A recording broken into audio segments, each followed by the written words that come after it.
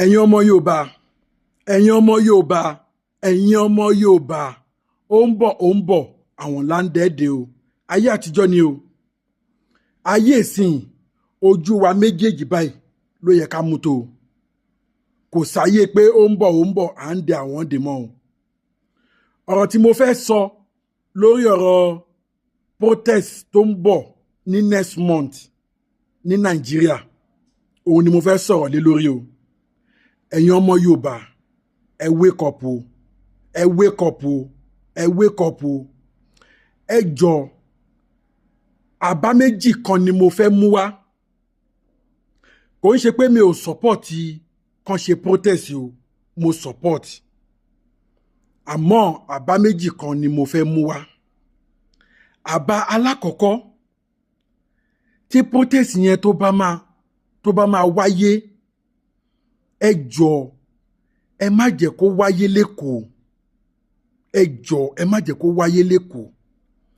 ó ní rísìtì mo yẹ sọ bẹ́ẹ̀ o ṣẹ́rí tí protest yẹn bá máa wáyé ẹ jẹ́ kí gbogbo state kí wọ́n pàdé ní Àbújá ṣebí Àbújá ni capital wa báyìí sìn yà ẹ jẹ́ kí wọ́n pàdé ní Àbújá kí gbogbo state kó pàdé ní Àbújá ibẹ̀ ni olórí wa wà tá a bá fẹ́ ṣe protest nígbà yẹn ká wá bẹ̀rẹ̀ láti Àbújá yẹn kí ọmọ Yorùbá gbogbo Yorùbá pátápátá gbogbo state tó wà nílẹ̀ Yorùbá gbogbo ọmọ Yorùbá kán pàdé l'Àbújá àwọn Yíbò náà gbogbo wọn pátápátá kán pàdé l'Àbújá àwọn Haúsá náà kán pàdé l'Àbújá ní Aso Rock kí gbogbo wa ká wá fi ẹ̀hónú wa hàn àní ẹ jọ̀ọ́ nítorí ti Ọlọ́run ẹ má jẹ́ kí protest yìí kó la ẹ̀mí lọ ẹ jọ̀ọ́ mò ń dàrẹ́tì prógámù yìí mò ń dàrẹ́tì fídíò yìí sí bàbá wa Bọ́lá Ahmed Tinubu ẹ jọ̀ọ́ gbogbo ìlú ni wọ́n ti ń ṣe protest o Naija ò lè jẹ́ first one kò dẹ̀ lè jẹ́ last one gbogbo ìlú ni wọ́n ti ń ṣe protest so ẹ má jẹ́ kí protest eléyìí ẹ jọ̀ọ́ ẹ̀bẹ̀ ni mò ń bẹ̀ ẹ jọ̀ọ́ mo dàrẹ́tì fídíò yìí sí bàbá wa ààrẹ Bọ́lá Ahmed Tinubu ẹ jọ̀ọ́ protest tó ń bọ̀ ní next month August 1st ẹ jọ̀ọ́ ẹ má jẹ́ kó la ẹ̀mí lọ ẹ jọ̀ọ́ ẹ bá wa pe àwọn agbófinró ẹ bá wa pe àwọn ẹ̀ṣọ́ tó ń dáàbò bò lù yín àwọn army ẹ jọ̀ọ́ ẹni kan gáìdì wọn ni ní gbogbo ìlú tó kù tó bá ń ṣe protest ọlọ́pàá army wọ́n máa ń gáìdì wọn ni kí ẹ̀mí bá máa ṣe òfò ẹ má jẹ́ kó jẹ́ pé àwa la máa wá tún máa lọ rán àwọn tẹ́ ẹni kan máa dáàbò bò wá ẹ máa tún lọ máa rán wọn pé kán máa lọ ṣe alátakò wa mi ò fẹ́ fi gbogbo ẹnu sọ kó má jẹ́ pé àwa náà la tún máa lọ ṣe alátakò ara wa kó má jẹ́ pé àwa náà la tún máa lọ rán àwọn àmì kó máa lọ ṣe alátakò wa àwọn ọlọ́pàá kó máa lọ ṣe alátakò wa ẹ jọ̀ọ́ ẹ̀bẹ̀ ni mò ń bẹ̀ ẹ má jẹ́ kí protest eléyìí mo support protest o ẹ̀yin ọmọ Yorùbá ẹ má ṣì mí gbọ́ o mo support protest yà gbogbo ìlú ni wọ́n ti ń ṣe mo support ẹ̀ tí nǹkan tá à ń fẹ́ ní Nàìjíríà tí ò bá tó wa lọ́wọ́ ó ti di dandan ká ṣe protest ìyà ń jẹ àwọn èèyàn lóòótọ́ ìyà ń jẹ àwọn èèyàn ká pa ti ẹ̀gàn tì ká pa ti àwàdà tì àwọn èèyàn ń sọ́fà àwọn èèyàn ń jìyà suffering ti pọ̀ jù ní Naija so kò sí bá a ṣe ní ṣe protest mo support protest 100% àmọ́ nǹkan tí mo tún wá ń bẹ ìjọba fún ni wípé kán jọ̀ọ́ kán pèsè ààbò tó péye ọmọ ìlú ló fẹ́ fi ẹ̀hónú wọn hàn kò dẹ̀ sí nǹkan tó bàjẹ́ kò sí nǹkan tó bad nínú kí ọmọ ìlú kó fi ẹ̀hónú wọn hàn so kíjọba náà bá dẹ̀ ti listen gbọ́ ẹ̀hónú aráàlú kíjọba náà dẹ̀ ṣe nǹkan tí aráàlú fẹ́ ebi ń pa àwọn èèyàn sufferness ti pọ̀ jù ẹ jọ̀ọ́ bàbá wa Bọ́lá Ahmed Tinubu ẹ jọ̀ọ́ ẹ̀yin ni mò ń dàrẹ́tì fídíò yìí sí torí mo mọ̀ wípé ẹ̀yin náà ni olórí lọ́wọ́lọ́wọ́ báyìí ẹ̀yin náà ni olórí ẹ̀yin náà ni gbogbo àwọn èèyàn máa ké pè ẹ̀yin náà máa ké pè a sọ pé ẹ gbìyànjú bàbá Bọ́lá Ahmed Tinubu a sọ pé ẹ gbìyànjú èmi náà mọ̀ pé omi pọ̀jọ kà lọ ni omi pọ̀jọ kà lọ ni àmọ́ ẹ bá wa lo gbogbo agbára yín ẹ bá wa lo gbogbo agbára yín ìfẹ́ tẹ́ ẹ ní tẹ́ ẹ fi lọ sí ibẹ̀ pé ẹ fẹ́ tún orílẹ̀-èdè Nàìjíríà ṣe ẹ jọ̀ọ́ ẹ bá wa mú ìfẹ́ yẹn ṣẹ ẹ bá wa mú ìlérí yẹn ṣẹ ẹ jọ̀ọ́ bàbá wa ààrẹ Bọ́lá Ahmed Tinubu ẹ jọ̀ọ́ ẹ má sọ pé ẹ ń da àwọn àmì síta pé kó máa lọ ṣe àwọn èèyàn léṣe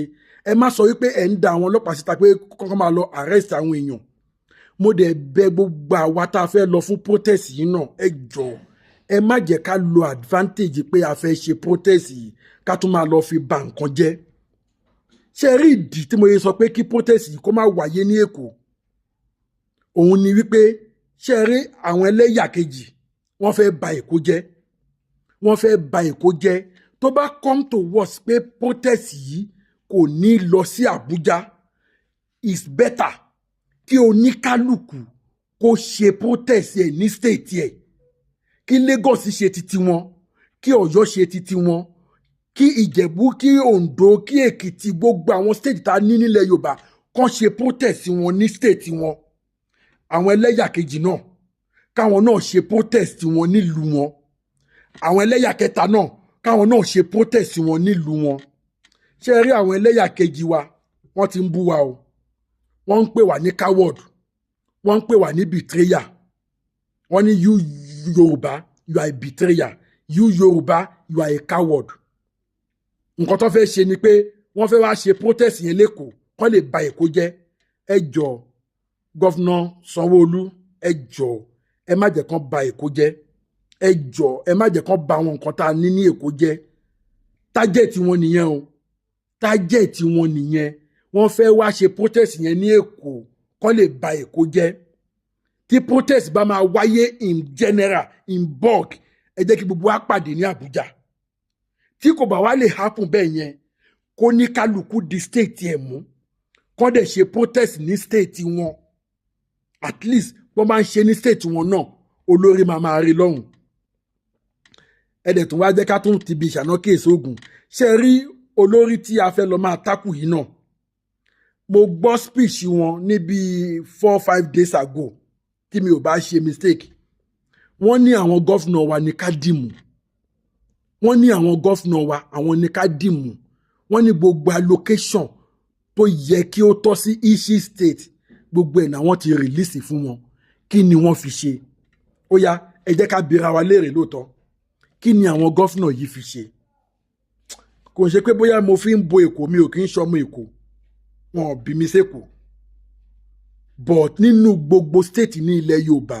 mi ò sọ ti àwọn state àwọn Yíbò àbáwọn Haúsá o nínú gbogbo state Yorùbá Lagos state nìkan ni mo rí pé kò jẹ àwọn òṣìṣẹ́ lówó Lagos state nìkan ni kò jẹ àwọn òṣìṣẹ́ ní owó gbogbo àwọn state tó kù ẹ lọ bèrè bó ṣe ń jẹ civil servant lówó náà ń jẹ tíṣà lówó náà ń jẹ gbogbo àwọn tó yẹ kán sanwó oṣù fún wọn ò sanwó oṣù fún wọn.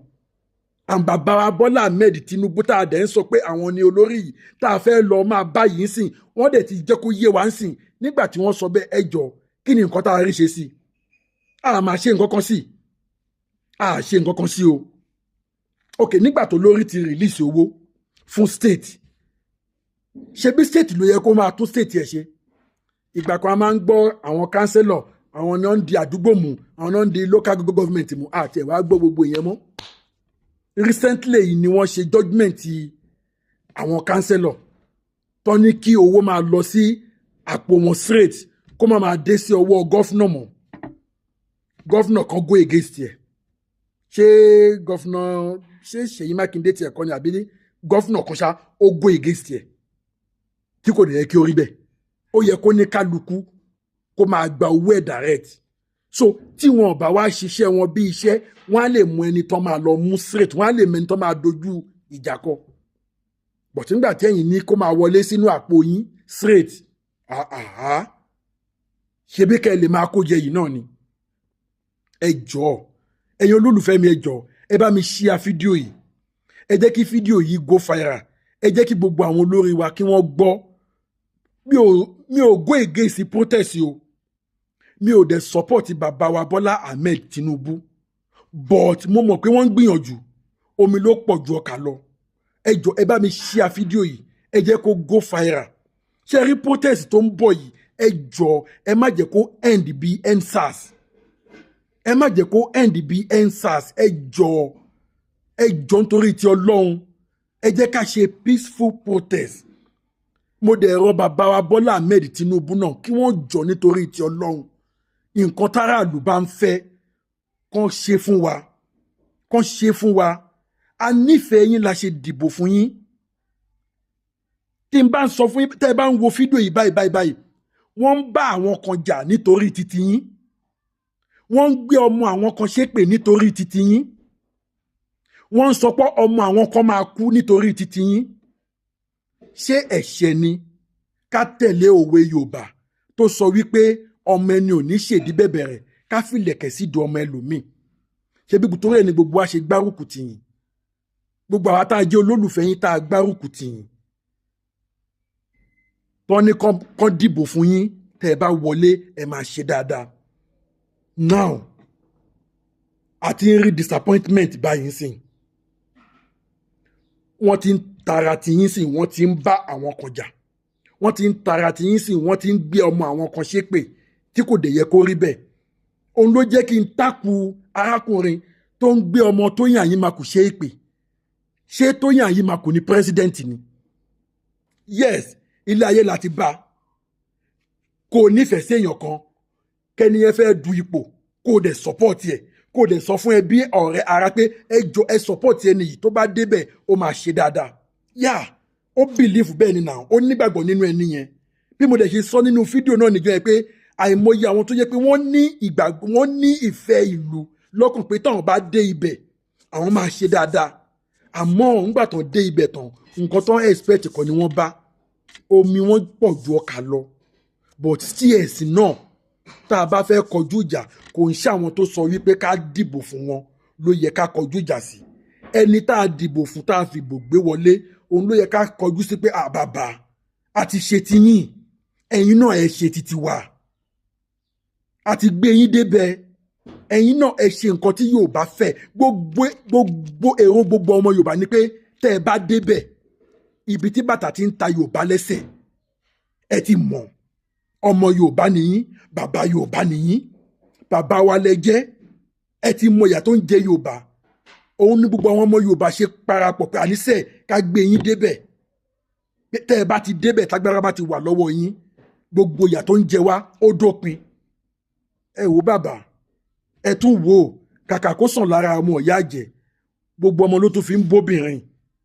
kàkà kó lọlẹ̀ ó tún lé sí ni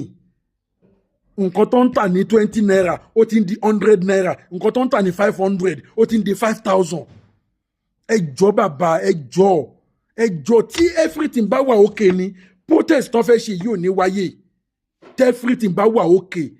tó lọ bá a ṣe fẹ́ kó lọ kò sẹ́ni tó máa jáde pé òun fẹ́ ṣe protest bàbá ẹ má rí nírí pé bóyá wọn ò láìkì yín òun ló fẹ́ jẹ́ kán ṣe protest tó fẹ́ ṣe yìí no àwọn ọmọ Yorùbá aláìkì yín